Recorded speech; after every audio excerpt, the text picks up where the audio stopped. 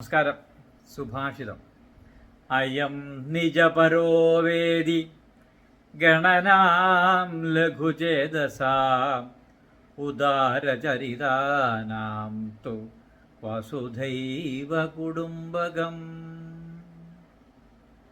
അയം പരോവേദി എന്ന് പറയുമ്പോൾ ഇത് എൻ്റേതാണ്, ഇത് തൻ്റേതാണ് എന്നുള്ള വ്യത്യസ്തമായ കാഴ്ചപ്പാടുള്ള ആളുകൾ, അവർ ചെറിയ മനസ്കരാണ്, വളരെ നിസാരമായി ഉള്ള മനസ്സുള്ള ആളുകളാണ്, അതായത് സ്വാർത്ഥർ എന്ന് വേണേലും പറയാം.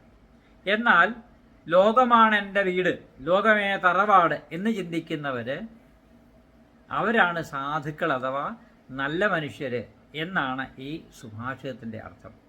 അപ്പോൾ നമ്മൾക്ക് എന്നുള്ള ചിന്തയുള്ളവർ ഇടുങ്ങിയ ചിന്താഗതിക്കാരും, ലോകമേ തറവാടെന്ന ചിന്തയുള്ളവർ നല്ല മനസ്സ് ഉള്ളവരുമാണെന്നാണ് ഈ സുഭാഷിതം അർത്ഥമാക്കുന്നത്.